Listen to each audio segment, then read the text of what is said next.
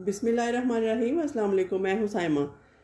तो नाज़रीन, आपने मेरे चैनल पर तवा साफ़ करने की जो वीडियो थी, जो रेसिपी थी, उसको बहुत पसंद किया है। उसके लिए आपको बहुत शुक्रिया। तो आज फिर एक और तरीका लेकर आई हूँ तवा साफ़ करने के लिए ही, जो कि बहुत आजमूदा भी है और इजी टू मेक है। आसानी से हम इसको कर सकते हैं।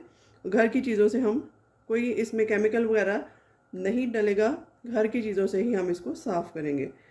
तो बहुत जल्दी साफ़ होने वाला है। तो यहाँ देखिए, मैंने तवे को सबसे पहले चूल्हा जला के रख दिया है और इसको जितना हम हीट अप कर सकते हैं उतना इसको कर लेते हैं। अब आप देख सकते हैं कि मैंने थोड़ा पहले रख दिया था तो इसका धुआं उठना स्टार्ट हो गया है।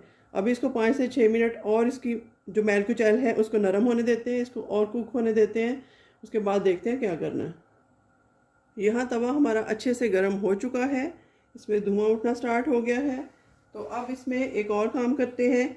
एक स्ट्रेनर लेते हैं बड़े साइज़ की, उसमें हम नमक डाल देंगे इस तरीके से, और नमक को हम चारों तरफ तवे के इस तरह स्प्रिंकल करेंगे। हर तरफ जो है वो हमारा नमक जाना चाहिए।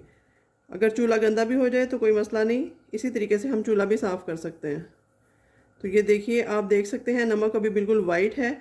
जैसे जैसे ये तवा गर्म होता जाएगा नमक का कलर भी बदलता जाएगा। यहाँ तो कोई साइड छोड़नी नहीं है, हर तरफ इसको हमने नमक के साथ इस तरह करना है।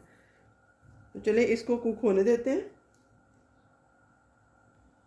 तो यहाँ आप देख सकते हैं कि नमक का कलर बदलना शुरू हो गया है। जितनी भी डर्ट थी, जितनी भी चिकनाई थी, मैलकुचैल थी, वो आहिस्ता आहिस्ता नमक में एब्जॉर्ब हो रही है और जो तवे को छोड़ रही है वो।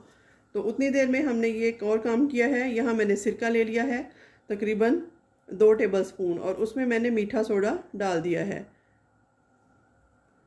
इसको एक साइड पे रखते हैं और इसका कलर और चेंज होने तक वेट करते हैं। तकरीबन 4 से 5 मिनट इसको और मैं पकाऊंगी। तो यहाँ आप देख सकते हैं कि मैलकुचैल काफ़ी हद तक इकट्ठी हो रही है, और अगर हम छुरी का सहारा लेके हल्के सा ही मैं इसको करके दिखाऊँ आपको, मैल को उतार के, तो ये आप देख सकते हैं किस कदर आसानी से यहाँ पे आपके सामने ये देखिए मैल उतर रही है।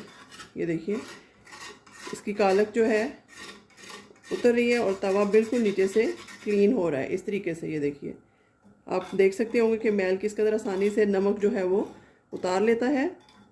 तो चलिए इसको तवे को अब उतार लेते हैं और चूल्हे को बंद करते हैं एक दफ़ा।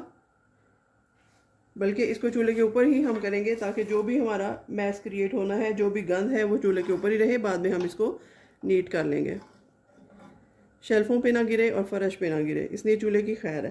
तो चलिए यहाँ मैं फ्लेम ऑफ करती हूँ।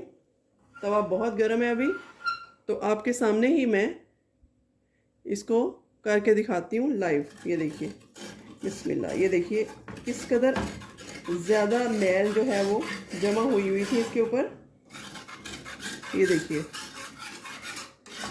तवा साफ़ करने वाला था, मैंने सोचा आपके सामने ही करूं इस तरीके से।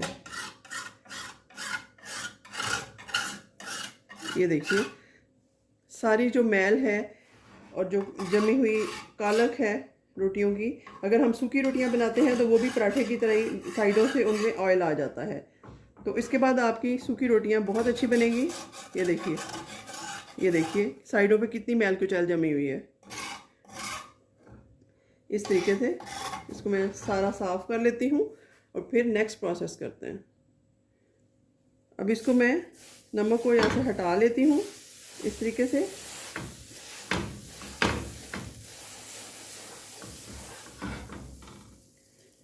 अब इसके ऊपर हम सिरका और जो हमने लगाया था बेकिंग सोडा, मीठा सोडा, उसकी कोटिंग करते हैं। इसको अच्छे से मैं रगड़ लूँगी साइडों से। तो अब इसको यहीं पे हम वॉश करते हैं। ये देखिए फालतू जो मैलकुचैल है वो अब दोबारा से निकल आएगी। मैंने आपको बताया है कि चूल्हे की खैर है, चूल्हा हम फिर से नीट कर सकते हैं, लेकिन एक दफ़ा तवा हमारा साफ़ होना बहुत ज़रूरी है। ये देखिए इस तरीके से अब आपके सामने है, इस पर कोई डस्ट, कोई मैलकुचैल नहीं है। इसी तरीके से आप भी अपना तवा अच्छे से नीट कर लें और आपकी सूखी रोटियां बहुत अच्छी बनने वाली हैं। तो अगर आपको मेरा ये तरीका पसंद आए तो वीडियो में फीडबैक ज़रूर दीजिएगा, लाइक शेयर एंड सब्सक्राइब ज़रूर कीजिएगा चैनल को। मिलते हैं किसी नई वीडियो के साथ, तब तक के लिए अल्लाह हाफिज़।